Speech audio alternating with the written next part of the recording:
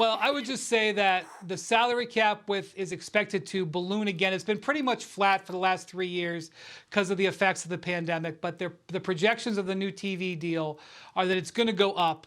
So the contracts that we saw signed this summer, including one on the Suns with Devin Booker, a $220 million extension, the teams are signing these knowing / expecting the cap to rise in the 2 to 5 year zone. And so that salary, while it's over $30 million a year, I know that sounds like, boy, is that a huge number for basically a high-level role player. I don't want to call him a role player, but sort of a sub-superstar player.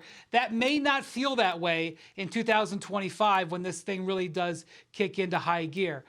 But last night as I'm watching this and I'm evaluating it and I'm talking to league executives and I'm talking to agents and I'm looking at the whole thing, my thoughts turn to Danny Ainge because my thoughts often turn to the Utah Jazz this summer. Because this also, not only do I think this increased the chances of the Nets not making a deal with the Suns, they can still make a Durant deal, but it made it harder. I think it increased the chances of a Donovan Mitchell trade with the Knicks. The Knicks were already the leader in the clubhouse, but there were these 3 and 4 team machinations where the Suns could have used DeAndre Ayton in a sign and trade and gotten their hands on the rights to Donovan Mitchell and then offered him to the Nets. One of the Nets' big demands in a Durant trade that they're not getting right now is a young star. Mitchell is 25 years old, under contract for 3 more seasons. That is the type of young star. This, I think, again, that window closed to very narrow, and it, again, goes to the Knicks. And that's why I'm thinking of Danny Ainge. Because back in 2012, Danny Ainge set the standard for what star players are going to get traded for when he did that deal between Boston and Brooklyn, where he got not only the unprotected picks. People weren't trading unprotected picks back then. Kyrie Irving went to the Cavs when an unprotected pick won the lottery. And so for several years, people weren't doing that. He got them to give them unprotected picks. Guess what happened to one of those unprotected picks? It won the lottery. They ended up with the number 1 pick in the draft, which ended up getting them Jason Tatum. And that became the standard. And 3-4 weeks ago, if you'd have said, what's the market for Donovan Mitchell? You'd have used that standard, that 10-year-old standard. You just said 3 picks, preferably unprotected, and pick swaps, which were in that. There was an outlier with the Paul George trade. Certainly, the Thunder got more, but that isn't really a fair comparison because we knew that was really trading for Paul George and Kawhi Leonard because they were tied together. Danny Ainge moved the ball. Danny Ainge is looking at the economy and saying, boy, everything's getting inflated. Something that cost $40 a month ago now costs $50. So what cost 3 first-round picks for a decade is now not going to cost 3 first-round picks. It's going to cost 4 first-round picks. And then he did the Rudy Gay trade. And he totally moved the ball down the field. And you've got teams out here like the Phoenix Suns who are trying to trade for Durant, the Miami Heat who are trying to trade for Donovan Mitchell or Durant, who don't want to offer 4 first-round picks, or my gosh, 5 first-round picks, or I'm telling you guys, Donovan Mitchell could go for 6 first-round picks. If you'd have told me that a player not named Michael Jeffrey Jordan in the mid-'90s would go for 6 first-round picks, I'd have told you were crazy. But I'm telling you, Danny Ainge has done it again. He hooked somebody on the line in Tim Connolly in Minnesota who was desperate to get Rudy Gobert, and he changed the game. And so now the Knicks are going to have a difficult time with the discussion about whether it's going to be 3 or 4 first-round picks. Now Danny Ainge is going, look, guys, I know you can trade 8 of them.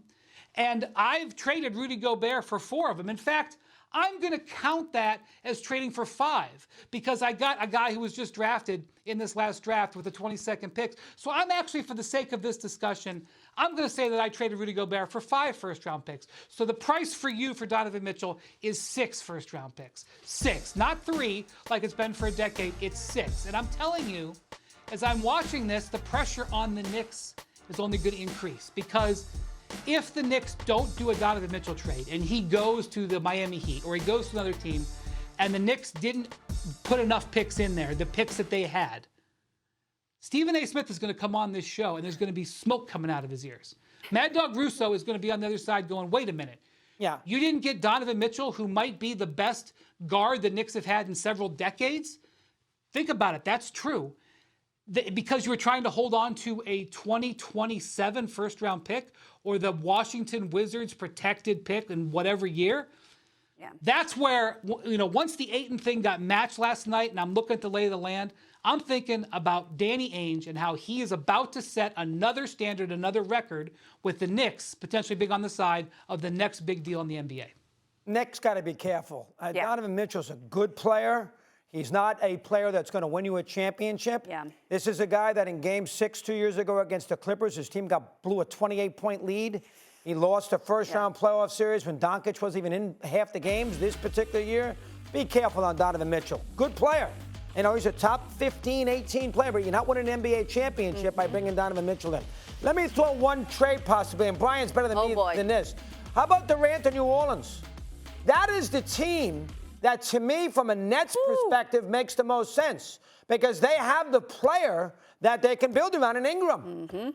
That is the team. Now, I don't know what New Orleans' cap scenario is, and I don't care if Durant doesn't want to play there. Go play there. Be quiet. To me, he didn't have any control whatsoever. Send him to New Orleans. He can play with Zion.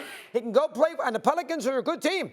He can go play for them, and he can maybe go out there and try to win a championship. And the Nets get Ingram, who is very good, and the Pelicans would at least listen to that idea because then you compare Durant to Williamson. Now, I don't know about the cap situation. I know Ingram's making a lot of money, too. Maybe that could be. That is the team that if I was Sean Marks, that I would make the call to and says, listen, if I give you Durant and Ingram, do we have a foundation of a kind of a trade? I don't know if New Orleans would make the trade. Ingram's a lot younger.